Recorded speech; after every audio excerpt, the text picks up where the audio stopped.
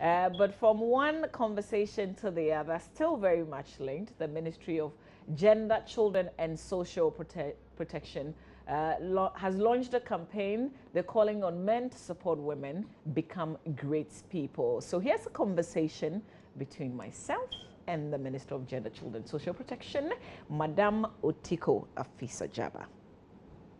For She campaign is about men being ambassadors for women, because you cannot win this war without them.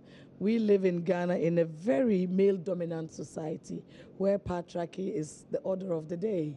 It's like you give birth and you have forgotten about that's you nurtured the boy child and the girl child. You taught them how to speak, how to get up early, how to ensure that they do their homework, they get to school. You sell pepper, you sell tomatoes. You bring up these children to be journalists, teachers, and what have you. And yet, when it comes to decision making, you are left behind. I keep saying it's like the men have tied one leg, and that's why Ghana is not doing so well, because we believe in democracy, in the rule of law, and that means that there should be parity. And when you talk about women being 52%, that means we are in the majority. And yet, we are seen as second-class citizens.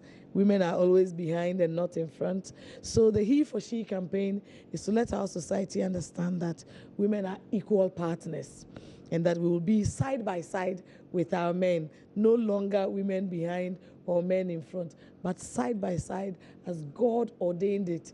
And if you see Adam and Eve, it was Eve who had the initiative that, hey, let's eat the apple. If they hadn't eaten the apple, I bet you everybody will be walking around the world naked. Tells you about the initiative of women. So we have a role to play, and we must be partners in life. But because our men have forgotten about the role mother plays in their lives, we are going to get them to be the He for She ambassadors. And I'm calling upon Honorable Baba Jamal, my own brother, because he's my brother. I don't want Akwetia and other people to think that he is behind Honorable Amase ridicule in the media and all over the place. It's for him, as we say, behind every successful man is a woman. He should be that man behind the successful Amase. But realistically, they were on opposing sides. You don't expect that he will jump to give her the support. She already has support in the New Patriotic Party. What do you need him for? Because some people are saying that he's behind it. And because he's my brother, I think that he'll make a very good ambassador. And the fact that he's an honorable member, once you've been an MP, you have that title. So as a citizen and indige of Akwetia, it is in his own interest for Ama to flow and to look good. And so I will implore him, I can only do that he should join the campaign, and we'll take it down to the rural areas, because a lot of women would want to come to parliament. A lot of women would want to come into leadership roles, but they don't want to be made to look ridiculous or to be called a horse or prostitutes. They say tutu, ashawo, and things like that. So we need to do a lot of advocacy, and that will be part of the He for She campaign. And in celebrating Ghana at 60, I believe that part of our program would be parity, 50-50. And so it means all of us must come together. Men and women, that is how God planned it. We must work together as equal partners for the development of Mother Ghana. So how does it work if men are watching you and they want to be on board? How do they begin? They should come here and we'll talk about. Today we are going to Movenpick with the 37 women in Parliament as well as the Gender Committee to start the dialogue. We are going to start the dialogue because I've been here for just 2 weeks. The ministry will talk it through with them, and then we'll let the world know, Ghana, about the strategic plan, because we want this thing to be sustainable. It affects all our lives. You, your daughters, all the girl children to come. Others have started.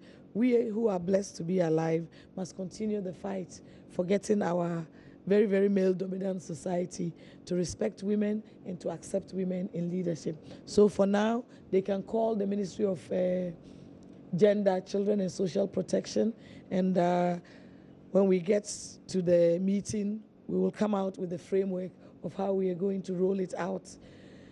And that is where we will leave it at. The rollout will let everybody know when we are launching the campaign. And the strategy will have a short-term, medium to long-term program to ensure that forever in this country, nobody laughs at any woman who is trying to flow. All right, you've been here 2 weeks. How are you faring yourself? Whew. It's like living life in a fast lane because a holy baptism, as soon as I got in, the lady who was molested in Ashanti, there was this issue about her rights as well. That is violence against women in action. It was such an injustice. I condemn it, I condemn it, I condemn it. Then following that was the Mawako issue at the workplace. Somebody puts pepper in another person's eyes. Can you imagine? So inhuman. I condemn that as well. It must never happen again. And now this. So it's like every day issues are coming.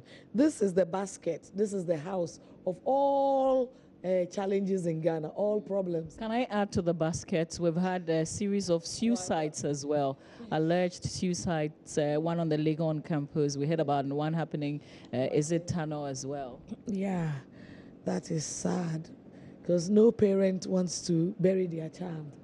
And I always feel that this could be happening to me.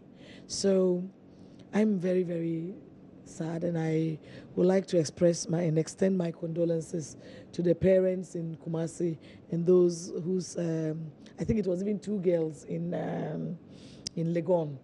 And so that means one of them must come from Tano, as you were saying. I'm not sure where they we had one incident happened in Tano, Okay. and then the Legon And then the Legon. Legon. level 400 student as well. Okay, so I will have to find out more about it, and we have to look at it.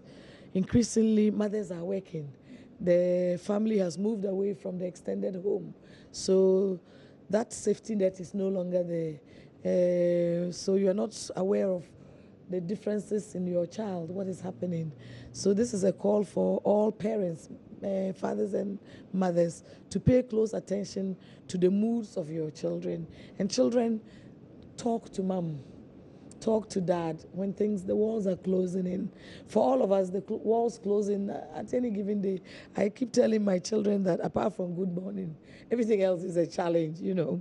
Once I was taking them to school when they were younger, and I went to spark the car, it wouldn't spark. We push, it wouldn't go. And then we opened the bonnet, and somebody had stolen my battery in the night. So, and I had a meeting, now finding a taxi. That is the story of my life. It's full of challenges. And it's like that for most people. But it doesn't mean that it's the end of the world. There is no problem without a solution. I'm a perfect testimony. You know my life. I've been inundated with challenges. But with each of them, I pray to God. And I have very good friends and my children to support.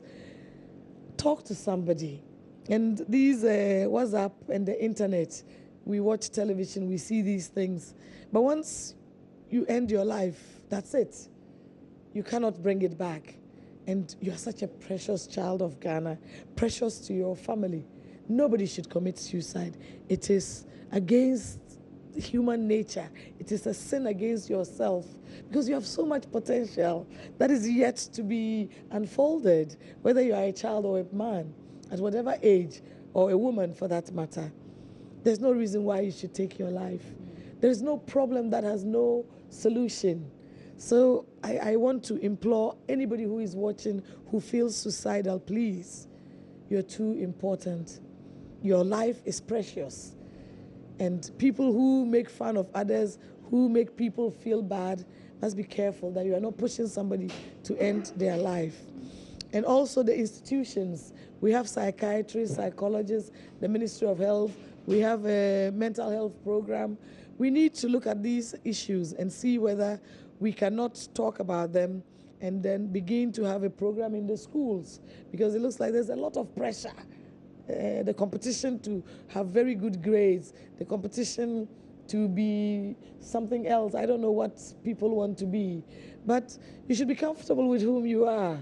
But when you are young, Maybe you have all these fears. My hair is not right. I went to Parliament and they were taking me on for my hair. But I like my hair. I'm a swagger mama. And people... I like my hair too. And I can see that. Next year, I think all those who have cut their hair will go for silk match. And when his eyes right, we turn like this to show the silk match. You know, you should be able to laugh at yourself and you should take it easy. And when people are upsetting you, one is because they're afraid of you. They feel they should bully you or cower you. Like in Parliament, they thought that because I wouldn't... That's a woman who always says it as it is. That's the Minister for Gender, Children and Social Protection, Madam Otiko Afisa Jaba, in a conversation with me. So watch out for the He and She campaign, which has been launched. They're going to roll out how men particularly can get involved in this campaign.